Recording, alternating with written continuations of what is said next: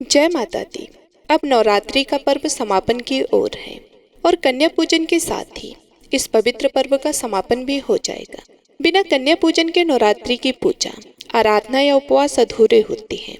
कुछ लोग अष्टमी तिथि के दिन कन्या पूजन, तो कुछ लोग नवमी तिथि के दिन कन्या पूजन करते हैं। तो प्रिय श्रोताओं, आज के इस वीडियो में आप जानेंगे कि इस बार शारदीय नवरात्रि में कन्या पूजन किस दिन किया जाएगा, अष्टमी और नवमी तिथि कब रहेगी, क्योंकि इस बार अष्टमी और नवमी तिथि कुछ लोग एक ही दिन मनाने की बात भी कर रहे हैं। जो लोग एक ही दिन मनाने की बात कर रहे हैं उनके लिए इस दिन का मुहूर्त क्या रहेगा, और जो लोग अलग अलग अष्टमी और नवमी तिथि मनाएंगे तो उनके लिए कन्या पूजन का मुहूर्त क्या रहेगा, ये सारी बातें आज की इस वीडियो में आप सभी लोग जानेंगे।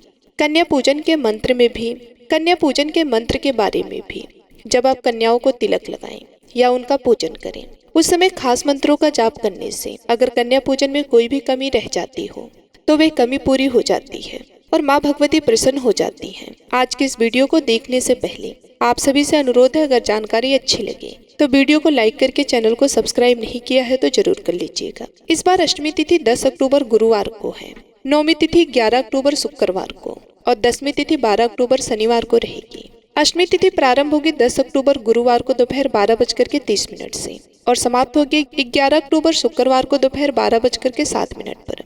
वैसे तो इस बार नवरात्रि की पूजा के पूरे 9 दिन मिले हैं, लेकिन कुछ कैलेंडर के अनुसार या कुछ ज्योतिषियों के अनुसार इस बार अष्टमी नवमी तिथि एक ही दिन मनाए जाने की बात भी कही जा रही है। तो ऐसे में मैं आपको एक बार फिर से बता दूं कि आपके क्षेत्र में जिस दिन भी अष्टमी और नवमी का कन्या पूजन हो रहा हो आप उसके अनुसार ही पूजा कर सकते हैं। वैसे अष्टमी तिथि 10 अक्टूबर गुरुवार को और 11 अक्टूबर शुक्रवार को नवमी तिथि रहेगी। नवमी तिथि प्रारंभ होगी 11 अक्टूबर शुक्रवार को दोपहर 12:05 से और समाप्त होगी 12 अक्टूबर शनिवार को सुबह 10:05 पर। जो लोग इस बार अष्टमी और नवमी तिथि एक ही दिन मानकर कन्या पूजन करने वाले हैं तो उन लोगों के लिए मैं बता दूं कि महाअष्टमी पर कन्या पूजन का जो शुभ मुहूर्त आपको प्राप्त होगा 7:40 से लेकर 10:41 तक का होगा और इसके बाद राहु काल शुरू हो जाएगा। राहु काल सुबह 10:04 से दोपहर 1:28 तक रहेगा। जब तक राहु काल रहता है तब तक आपको कन्या पूजन करने से बचना चाहिए और इसके बाद जो दूसरा मुहूर्त होगा वह दोपहर 12:08 से 1:30 तक का होगा। जो लोग 10 अक्टूबर गुरुवार के दिन अष्टमी तिथि मना रहे हैं, जिनके यहाँ पर अष्टमी तिथि के दिन कन्या पूजन होता हो, वे इस दिन 6:20 से दोपहर 12:35 के बीच में कन्या पूजन कर सकते हैं। और जिनके यहाँ पर नवमी तिथि के दिन कन्या पूजन किया जाता हो वे लोग 11 अक्टूबर शुक्रवार को सुबह 6:26 से दोपहर 12 बजे तक कन्या पूजन कर सकते हैं। अगर आपको थोड़ा देर हो जाए तो लगभग 1 बजे के आसपास तक भी आप कन्या पूजन कर सकते हैं। ध्यान रखिएगा कि दोपहर में बहुत ज्यादा देर के बाद से कन्या पूजन करना ज्यादा शुभ नहीं माना जाता है। ओम श्री दंग दुर्गाय नमः या ओम श्री कुमारी नमः और या फिर ओम देवी सर्वभूतेषु कन्या रूपेण संस्थिता नमस्तस्यै नमस्तस्यै नमस्तस्यै नमो नमः। इन 3 मंत्रों में से किसी भी एक मंत्र का जाप करना चाहिए। कन्या पूजन हमेशा सूर्योदय के बाद से लेकर दोपहर 12 बजे से पहले तक कर लेना चाहिए और जो कन्याओं की उम्र है वे 2 से 7 वर्ष के बीच में होनी चाहिए। कन्याओं की संख्या 1, 3, 5, 7, 9 या फिर 11 होनी चाहिए।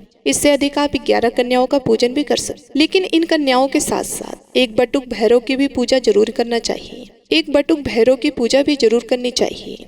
बटुक भैरव को लांगुरिया के रूप में भी पूजा जाता है। आपके यहाँ पर जिस दिन भी कन्या पूजन किया जाता हो उस दिन आप सुबह को विधि विधान से पहले अपने घर में माँ भगवती के सभी रूपों की पूजा करें। अगर आपके घर में अष्टमी के दिन कन्या पूजन किया जाता हो तो आपको उस दिन अपने घर पर एक छोटा सा हवन खुद भी कर लेना चाहिए। अगर आप पुजारी जी को बुलाकर हवन करवाना चाह रहे हो तो ये तो बहुत ही अच्छी बात है।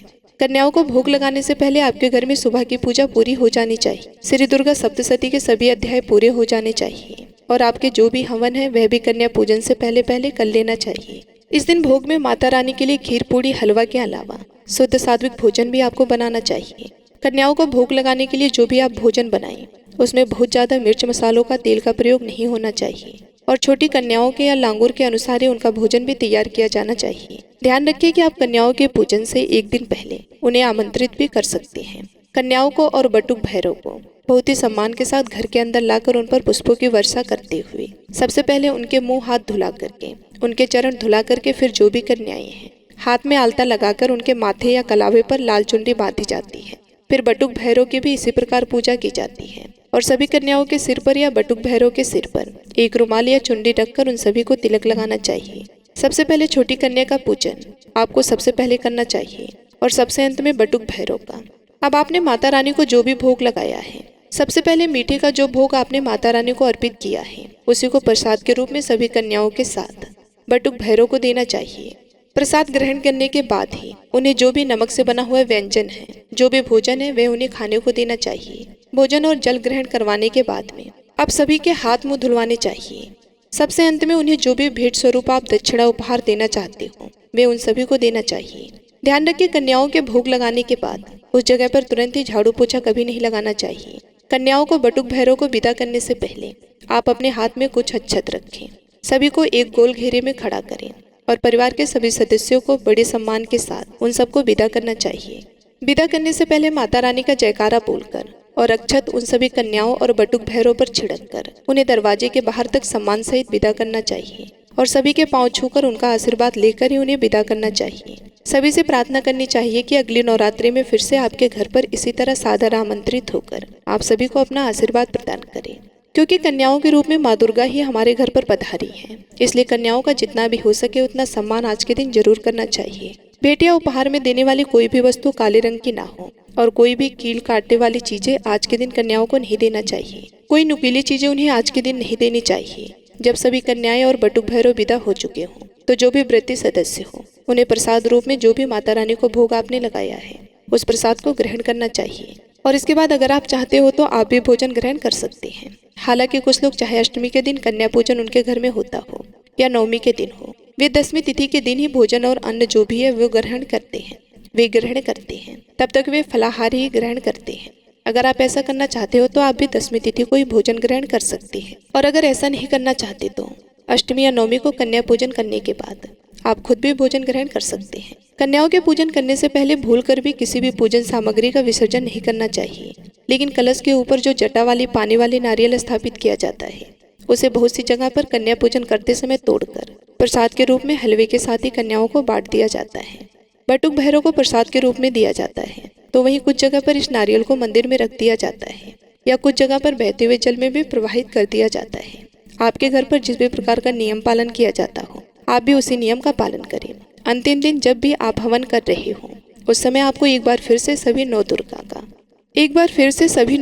का उन सभी 9 माताओं का ध्यान करना चाहिए। आप 9 दुर्गा के ध्यान के अलावा उनके बीज मंत्र का भी जाप करें। ओम देवी शैलपुत्राय नमः, ओम देवी ब्रह्मचारिणी नमः, ओम देवी चंद्रघंटा नमः, ओम देवी कुष्मांडा नमः, ओम देवी स्कंद माताय नमः, ओम देवी कात्यायनी नमः, ओम देवी कालरात्रि नमः, ओम देवी महागौरी नमः, ओम देवी सिद्धिदात्री नमः। इन मंत्रों का जाप आप पूर्ण विश्वास के साथ करें। माँ भगवती से प्रार्थना करें कि वे आपके द्वारा की गई पूजा को, आपके द्वारा रखे गए उपवास को स्वीकार करें और इस दौरान आपसे कोई भी गलती हुई हो, कोई भी भूल चूक, कुछ भी कम अधिक हो गया हो उसके लिए आपको क्षमा कर सके। अब बात करते हैं पारण के बारे में। तो जो लोग नवरात्रि के पूरे 9 उपवास रखते हैं और जिनके यहाँ अष्टमी के दिन कन्या पूजन किया जाता है, वे लोग अष्टमी तिथि को कन्या पूजन करने के बाद पूरे दिन में केवल एक बार उसी प्रसाद को ग्रहण करके व्रत का पालना कर लेती हैं। तो कुछ लोग अष्टमी के दिन कन्या पूजन करने के बाद भी उस दिन उपवास रखते हैं और अगले दिन सुबह अन्न ग्रहण करते हैं। जिनके नवमी के दिन कन्या पूजन होती है वे नवमी के दिन कन्या पूजन करने के बाद चाहे तो व्रत का प्रसाद ग्रहण करके पालना कर सकते हैं, नहीं तो नवमी तिथि के दिन भी आपको उपवास रखने के बाद अगले दिन अन्न ग्रहण करना चाहिए। तो ये थी आज की वीडियो। उम्मीद है आपको जानकारी पसंद आई होगी।